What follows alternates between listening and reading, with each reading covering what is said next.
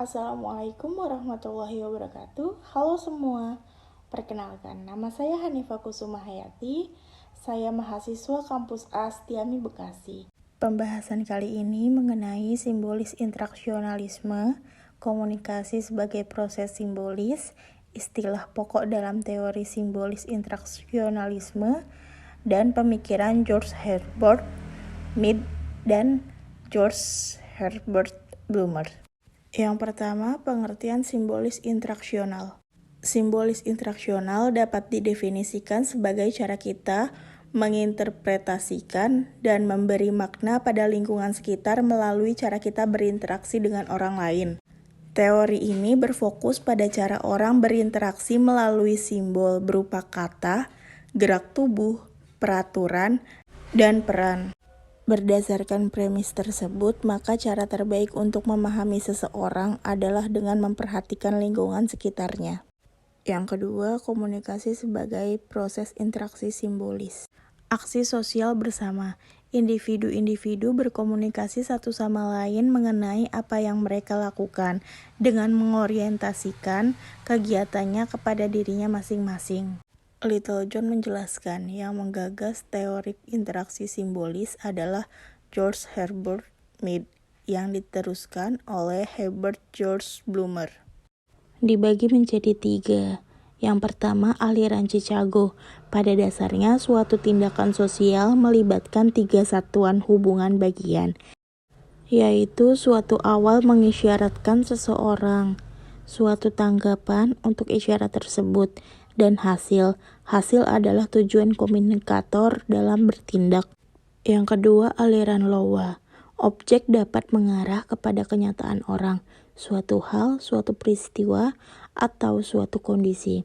Kenyataan menjadi keseluruhan objek sosial bagi manusia. Yang ketiga yaitu kelompok dan komunikasi kelompok. Kelompok adalah sekumpulan orang yang mempunyai tujuan bersama, yang berinteraksi satu sama lain untuk mencapai tujuan bersama, mengenal satu sama lain, dan memandang mereka sebagai bagian dari kelompok tersebut. Komunikasi kelompok yaitu berinteraksi tatap muka antara 3 orang atau lebih dengan tujuan yang sama, seperti berbagi informasi atau memecahkan masalah, di mana anggota-anggotanya dapat saling mengingat karakteristik satu sama lain. Yang ketiga, istilah pokok teori simbolis interaksionalisme. Identity atau identitas, yaitu permaknaan diri dalam pengambilan peran. Language, bahasa, yaitu suatu sistem simbol yang digunakan bersama di antara anggota kelompok sosial.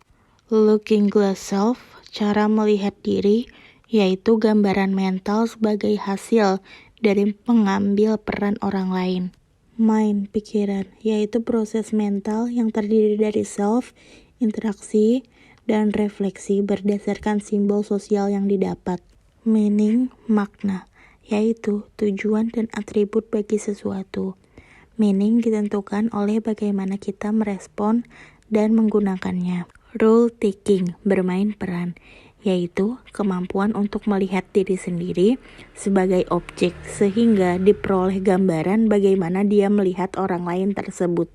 Self-concept, konsep diri, yaitu gambaran yang kita punya tentang siapa dan bagaimana diri kita, yang dibentuk sejak kecil melalui interaksi dengan orang lain. Self-fulfilling prophecy, harapan untuk pemenuhan diri, yakni kecenderungan untuk mengharapkan respon orang lain yang dapat diantisipasi oleh kita.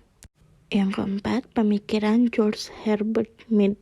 Beliau dianggap sebagai bapak interaksionisme simbolis karena pemikirannya tentang konsep pokok mengenai mind, self, and society. Mead mengatakan bahwa pikiran mind sebagai fenomena sosial yang tumbuh dan berkembang dalam proses sosial sebagai hasil dari interaksi. Diri, self, adalah proses yang tumbuh dalam keseharian sosial yang membentuk identitas diri. Masyarakat, society, kumpulan self yang melakukan interaksi dalam lingkungan yang lebih luas yang berupa hubungan personal, kelompok intim, dan komunitas. Pemikiran Herbert George Blumer. Meaning merupakan dasar bagi kita untuk bertindak terhadap segala sesuatu. Language, makna yang tumbuh dalam interaksi sosial menggunakan bahasa. Penanaman simbolis merupakan dasar bagi kelompok sosial. Thought atau disebut juga minding merupakan interpretasi individu atas simbol yang dimodifikasi melalui proses berpikir seseorang. Thought merupakan percakapan mental yang membutuhkan role taking dengan mengambil sudut pandang orang lain. Cukup sekian presentasi dari saya, kurang lebihnya mohon dimaafkan. Wassalamualaikum warahmatullahi wabarakatuh.